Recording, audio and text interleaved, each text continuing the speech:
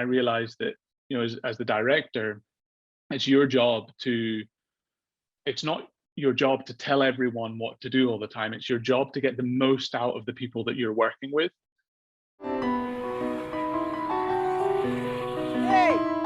you one of their refugees? Well, he's not from around here, is he? If you are calling about an asylum claim, please hang up.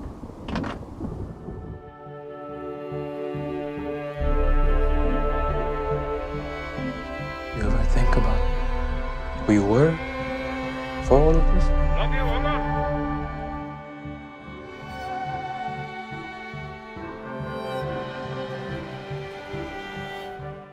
Our session today looks at the film Limbo.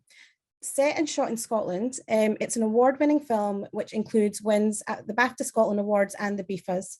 It's globally critically acclaimed and has been a fast audience favourite. Now, we are so excited to be joined today by writer-director Ben Sharrock as we dig into the process of making and sharing Limbo with the world. I will say we were due to have producer Irene Gurtabay with us as well, but she's been unable to join us as she's got a 4-month-old who is a little bit under the weather today. But Ben will have lots of insight for us, so I'm sure we'll dig into everything with him. Some of the people watching may not know about your journey as a filmmaker. So I think it'd be quite good to get some sort of insight into how did you come to making film, and how is it that you and Irene started working together? Because most of your projects, possibly all your projects, you've made together. Could you give us a bit of insight into that? Yeah, I mean, just to say as well, from my side, it's a real shame that Irene can't join us. We're a filmmaking partnership. We're also married, so it's also my baby that's not well. He's doing a lot better. He's okay. But yeah, so our kind of stories and our journeys, towards being filmmakers is very sort of interconnected. So my undergraduate degree was in Arabic and politics, and then I spent my 3rd year in Syria, and it was actually during my time there that I started thinking about film and started kind of imagining short stories in my mind, and kind of then thinking, oh, maybe I need to write these down. And I came back from my final year of university, and there was a module available on Middle Eastern cinema, and so then basically I ended up specializing in Middle Eastern cinema in my final year, and writing my dissertation around that subject, and hosting Middle Eastern film nights at the university. And I was really inspired by the films that I was seeing from throughout the Middle East, Arabic films, and from Iran as well. And it was after seeing Elias Suleiman's film, The Time That Remains, and then in quite quick succession, a film called The Band's Visit by Erin Colleran, that I decided I wanted to be a film director. And my next move, at that point, like looking at kind of graduate schemes in Aldi and things like that my next move would be to go to film school. So I finished the exams on Friday, shot my first film on the Sunday, which I needed to get into film school. And I borrowed some equipment from a family friend and shot it with my mum and dad in the house and all of that, and then sent it off, and then had my interview, and then ended up going to Screen Academy Scotland in Edinburgh for the master's program. And that's where I met Irene. And we started to work together. Initially, actually, Irene was studying cinematography, and we started to work together as cinematographer, director, and then, but she'd done a lot of producing in her undergraduate degree, and then she ended up kind of producing my graduate film, and we also became a couple, and then we ended up going to Dubai straight after the masters, and we were both working there in advertising. She was working in production with a production company. I was working as a creative in an agency. And then we realized that we both wanted to make films. We both wanted to make feature films and not commercials. So we were kind of trying to find a way out and a way to do that. And then we ended up getting scholarships to come back to Screen Academy Scotland to do their MFA program. We joined the program as a partnership, as a producer-director relationship, and we worked towards our final film. That was quite self-led, and you work towards a film at the end of it, sort of a year and a half long. The film that we had was actually a short film that was set in the Sahrawi refugee camps in southern Algeria. And we ended up going out there working with an NGO, and also kind of developing the short story, the short film. And then we weren't able to make that film because we couldn't get the insurance to go back out because Al-Qaeda started operating in the area. So it was too dangerous. And then that's how Picadero came about, which was my first feature film, and Rune's as well, which was self-funded, low budget film, which we made a short version of for the MFA, and then shortly after we made the feature film version, and then that premiered in San Sebastian Film Festival. Since then, we've just been making films really, and that we've been quite lucky because we sort of immediately came out of film school and made Picadero, and then we were sort of, then we made it outside of the industry and with very little money, but we kind of attracted the attention of the industry, and off the back of that, I got an agent and all of that kind of thing. So then following that, it was everything was sort of focused on Limbo, but that was a very long process. And so Limbo, does that have then roots in that short film that you never got to make? Like what brought you to Limbo? Did you find the film quite quickly, or was it a subject matter that you knew you wanted to explore, but it took a bit of while to figure out how you were going to explore it? Yeah, exactly. So following Picadero, it was kind of, I'd already sort of started to establish maybe my kind of process, or think about my process and how I kind of formulate ideas, conceptualize things. And with Picadero, what it started with was a subject matter, which was the economic crisis and how that was affecting young people in Spain, and particularly in the Basque region, in the context of Picadero.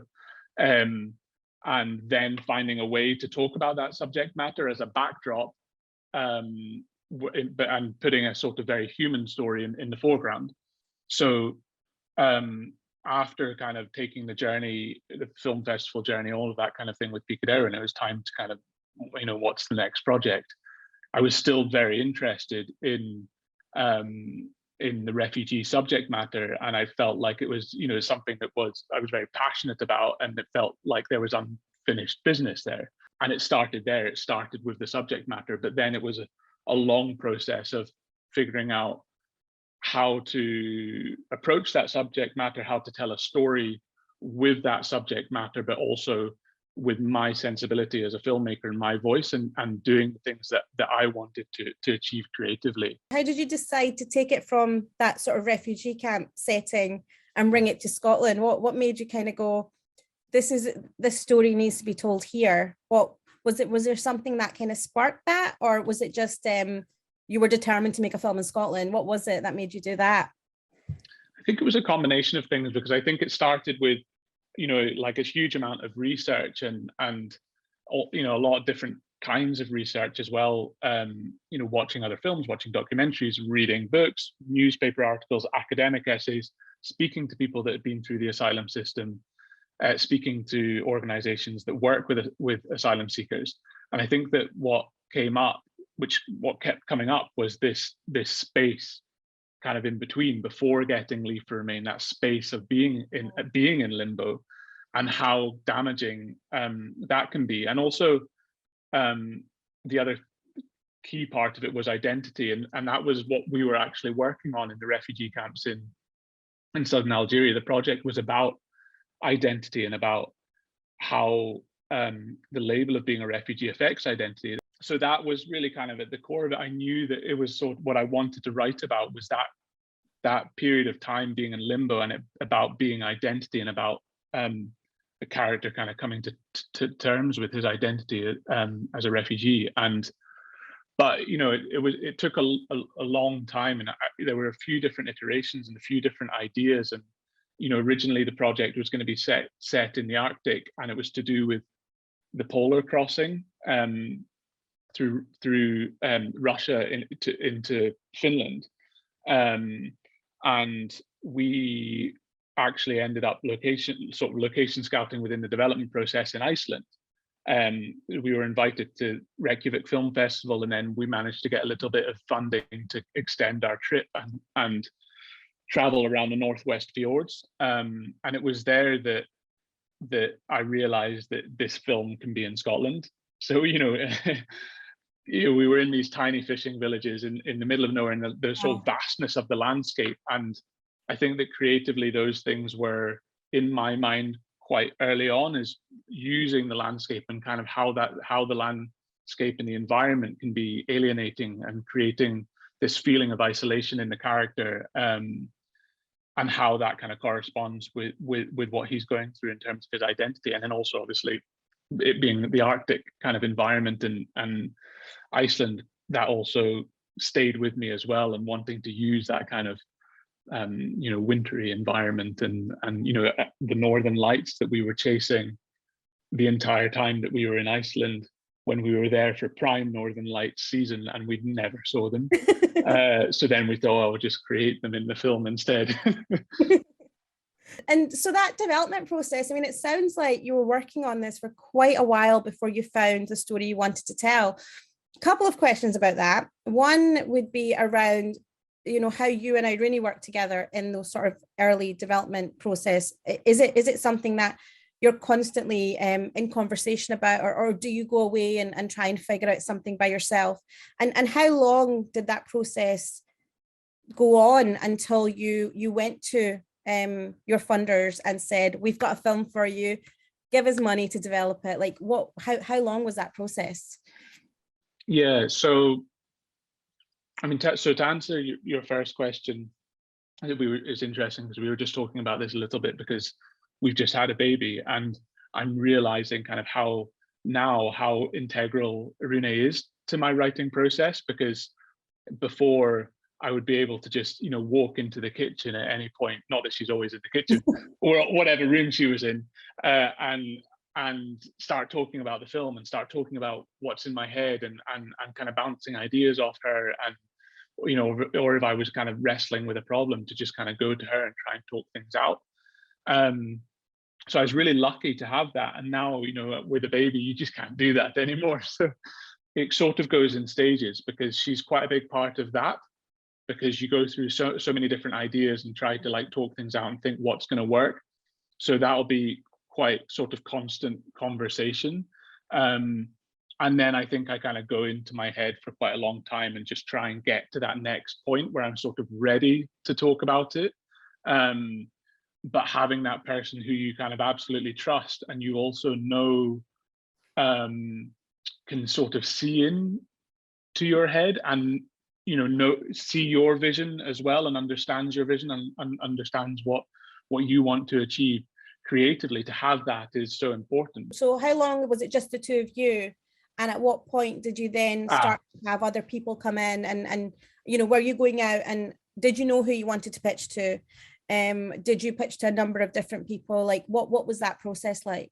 So after Picadero, at that time, there was the Scottish Film Talent Network, and they had a first feature fund. And we were sort of in a bit of a loophole, because we had made a feature film, and that feature film had been around the world and been to A-list festivals, and had also been released in cinemas in different countries in Europe, but it hadn't been released in the UK theatrically, and it wasn't funded by the industry. So basically they let us have that first feature, access to that first feature fund. But the way that they did it was also really useful, because they were very hands-off, and they were like, okay, we want to support you, but you've already kind of made a feature film, you've already proven yourself, so we're just going to let you get on with it. And having that space and time to explore the idea and what was next, and different iterations of the idea, without having that kind of like pressure or a kind of funder sort of hanging over you, was just so useful. SFTN funded the first 2 drafts of the screenplay, and then we sent it to Film 4, and we sent it to BBC Films, on a second draft. I mean, like, you know, an external second draft and an internal sort of like 100 drafts. Yeah. We were very lucky to get offers from both. And we were very adamant that we wanted to shoot the film in November 2018 because of the kind of creative elements in the film. And basically Film 4 kind of backed us at that point for production. They were like, okay, we'll shoot it in this year in October, November, we're going to back it for production. We went with them and they kept their promise, and we were shooting that November. So amazing. It's a bit of a dream process, isn't it, when everything falls into place that quickly. And so then, was that the point at which Angus Lamont came on as a producer as well? And how did that change the dynamic? Because obviously you and I, Rooney, are this solid team that have always been working together, and now you have another producer come in. And also this is your first film where you've got funding, and it's not just everything is on the two of you. What was that process like? Yeah, it was amazing with Angus. He was brilliant. By the time Angus came on, we already had that commitment we already had the funding in place. And the financiers were also really good about it, because Rune wanted to have another producer and a more experienced producer to work with. And we were talking about a few different ways to do that, whether to have like an executive producer that sort of oversees things, or to have an actual, like, you know, another producer to work with. She decided that she would prefer to have another producer rather than just having a kind of exec that you can call up and just sort of oversees things and that maybe is not as committed. We started sending the script out, and we spoke to a few different producers to come on board, and you know, that was also so that person understood what my process was, and also what the working relationship was between me and Arune. And what we made very clear from the beginning was that really the sort of creative side of it is with me and Arune. So we weren't looking for a producer to come in and in a creative context. What we were looking for was a producer to help Arune navigate the producing side of the film in the context of having a fully financed film with a much bigger budget than she'd ever dealt with. I think as soon as we met Angus, we kind of knew that he was the one that we wanted to work with, and he was just brilliant all the way through. He was such a kind of, he was very respectful of me and Arune's relationship, of kind of my process and how he sort of fits into that, and he just kind of did it perfectly. Yeah, and so, you know, like he's still kind of quite a big part of our lives, because we still speak to him all the time. And yeah. When you find those people that you can work with really well, you hold on to them, don't you? Exactly. And in terms of so you've got the money, you're ready to kind of begin the process of production. Was shooting in the Outer Hebrides always the plan, or was it that you went there on a location scout and you were just like, this is the place? And I'm assuming there haven't been many things shot there, have there? So there must have been an added challenge with that as well. Yeah, so I mean, we're the first feature film to have shot on Uist. Again, it was kind of taking things that I'd learned from Picadero and applying them to the process with Limbo. And that's always kind of what I've said, which is a bit interesting, is that like I always see Limbo as my second feature creatively, but it's my first feature like in terms of the industry, which changes a huge amount. But creatively, one of the things that I did with Picadero was that I built location scouting into the writing process. And so I wanted to do that again with Limbo. So I got to the point where I think it was actually the second draft of the screenplay, and I was like, you know, I'm from Edinburgh, and I've been to Skye, and I've been to the Highlands and things, but I've not really been to a remote Scottish island like the one that I'm writing about. So I felt like I needed to go out there, so that's what I did, and I went out and ended up going to this cottage in the middle of nowhere with no signal, no Wi-Fi, and writing the screenplay there. And so I'd write in the mornings, and I would travel around the island in the afternoons, and discover and take photos of a lot of the locations, the majority of the locations, and actually the sort of planimetric wide shots that ended up in the final film.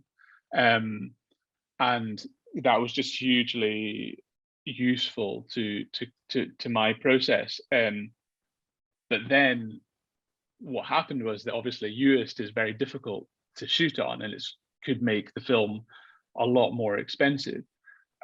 So the financiers kind of encouraged us to look elsewhere and see if there was anywhere on the mainland or one of the islands are connected by a bridge like Skye, that would make it, that would lower the risk.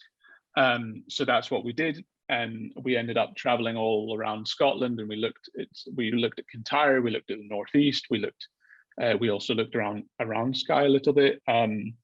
And what I did was basically take location photos in all of those different places and then separate them out into documents to present to the financiers. And I really did try with the other locations as well to kind of get the best sort of like shots to show what the film would look like, and presenting those different places. It was just clear that UIST was just something else. It was out of this world. We hadn't seen this sort of Scotland in a kind of fiction feature film before, and it was just very obvious to everyone, like, this is where we need to shoot this film. This is, so that kind of sold it to the financiers, and then they kind of backed us all the way to go and do that. In terms of the casting, did you have people in mind for roles as you were writing? Was it similar to locations? You were kind of envisioning who you wanted to play your characters, or was it more of a search after you'd written the screenplay? Yeah, I did start imagining people during the writing process, but I think I wasn't, it wasn't necessarily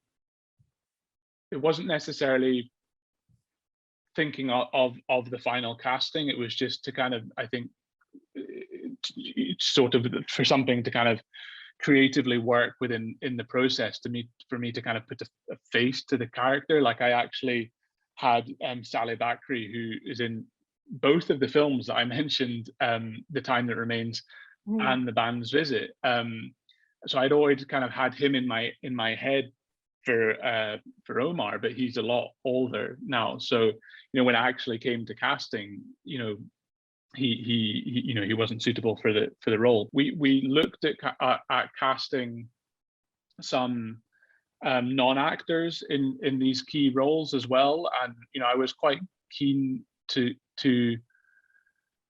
in a sort of like early stages, I was quite keen to cast a Syrian refugee and also an Afghan refugee, and we looked into that, and we tried to do that, but it was very difficult for a number of different reasons, but also it's very difficult because it's actually, legally it's very difficult to do that because the status of a refugee. And we had this problem later on because we did have real refugees in the film, and we faced these problems because they have to put down a profession in their asylum application, and then they have to do that profession. So we were trying to we had to employ them as actors, but they're not actually allowed to be actors because they've put another profession like being a lawyer or whatever it is in their application. We did a sort of worldwide search for the four main guys, and then no one was quite clicking for Omar, and I was kind of just spending my nights awake trying to Googling actors from the Middle East that could play this character, and eventually came across a still image online of Amir, and it was just like when I saw his face, and it was actually a still from The Night Manager, and I yeah, and just as soon as I saw him and I was like, that's Omar. He ended up doing an initial video audition, taped audition, and he was brilliant from the very beginning, and he kind of really sort of got it.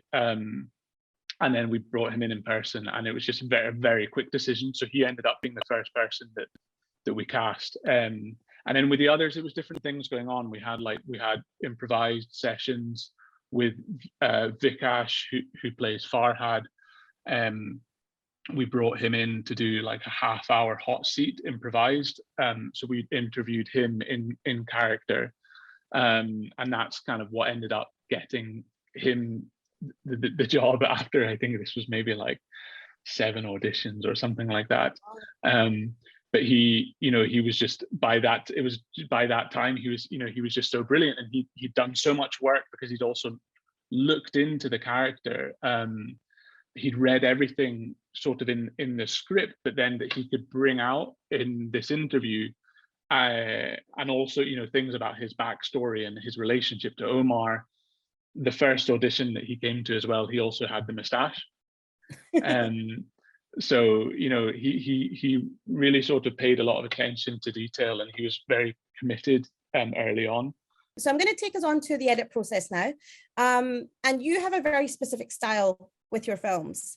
And so do you have an editor that you are constantly working with? What is that process of working with your editor? Do you give them storyboards and go, this is what the film is going to look like? Or do you just give them the footage and then go in and see that first assembly? Like, what is that process for you with the edit?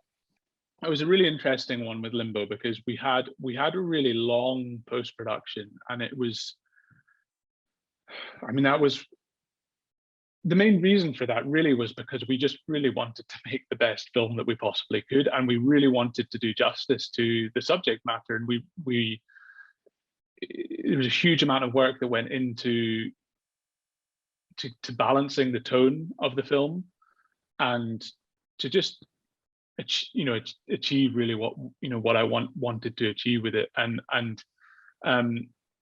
we were afforded the space and time to do that. Another great thing that the financiers did was that they just allowed us to have the time that we needed. And one of the mistakes that we did, I'm kind of jumping ahead, but I'll go back. One of the mistakes that we made in the process, which I think is interesting for people to hear, is that we showed the financiers the film too early. So even though that they were, really sort of hands off and allowed us to just kind of get on with it, that these people are part of the team, and they're really useful, because they're really useful to have these kind of other eyes on the film and to feed back.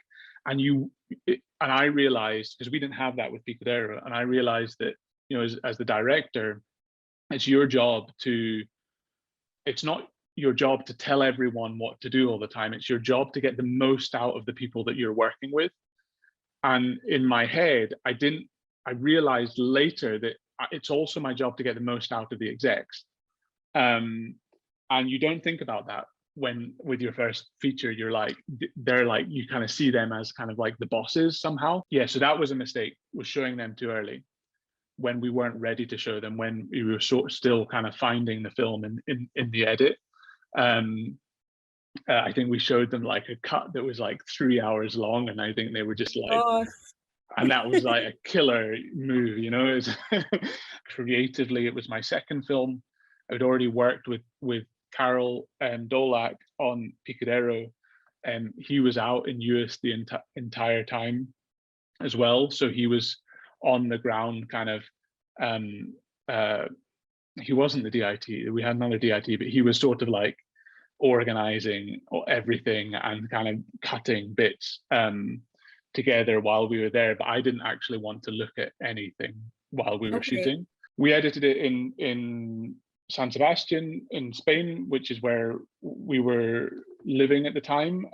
That was also kind of really useful in a way. It was really nice to be sort of away, like to not be in London at that point, or to be in Edinburgh or Glasgow, where like basically people can turn up And so we were just sort of away in our own space and where we could get on with things. In terms of my process, I go in, I'm there the entire time. So I like to be very hands-on. So it's very much like me and Carol working together the entire time. And then at certain points, we'd talk about things, and then he would kind of go away and maybe cut the scene or work more on a scene, and then come back and review it and then work on that again. That's what we did for quite a long time. I'm not sure how long it was, but then we got to a point where I felt like I felt like I needed another editor to come in and get the film to the next point. And I was looking at something very specific that was really about the rhythm of the film. So a lot of it was in place in terms of the structure of it, how the scenes were cut together, how the sort of shape of the story. But I wanted to work more specifically on the rhythm of the film, and I always say rhythm because I don't know, pacing it doesn't quite work for me. Like it was more about a rhythm, like a kind of musicality of how we kind of move through the film. And so we brought on Lucia Zucchetti and we moved the edit to London. And again, it's important to say that this was entirely our own decision, that this was what we wanted to do. This wasn't something that we were pressured into by execs or financiers and just kind of stories that you hear. This was something that creatively we felt was the best thing for the film. And Carol was very understanding of that. And Lucia was very understanding of the work that Carol had done on the film, and also very and kind of wanting to retain that, what we had already sort of achieved creatively. And then I got to the point where basically the film was like 95% done. And then I felt like I wanted to bring Carol back to finish the film because of the way that I work with Carol specifically, and that kind of hands-on nature of it. And we needed to figure out, what we needed to figure out was the end, the final scene, the concert. And so at that time, Carol was way up north in Nairn, and we went up to Nairn in winter, and it was snowing, and we were finishing the film. And this was like, I don't know what the timeline was. It was quite a long process. And then we just, again, worked really hands-on across a week or across 2 weeks, finishing the film and just tying everything together.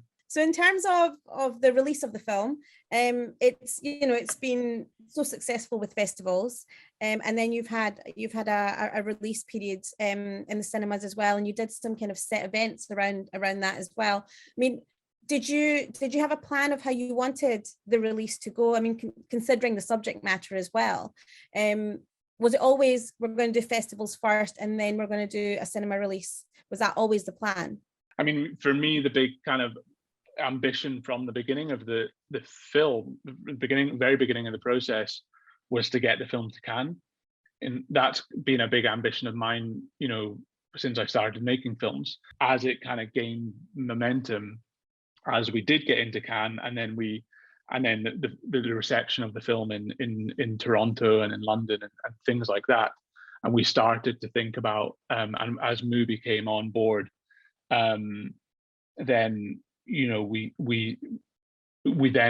was a lot of I put a lot of energy into that as well, because I really wanted to get the most out of the theatrical release and to kind of help Mubi in any way that I could as a director.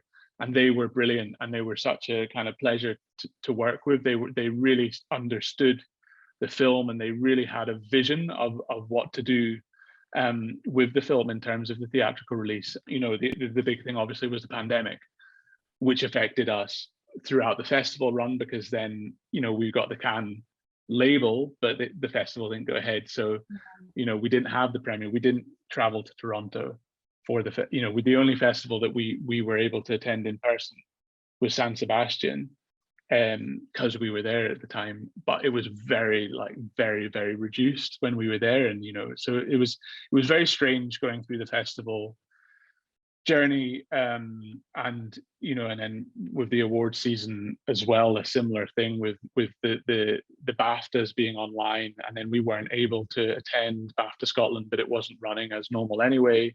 And then with the theatrical release, when we released, I think that the cinemas were only at 25% capacity. So, but it felt like it kind of gained momentum, and it felt like even with that 25% capacity, people were seeing the film and responding to it. So, yeah.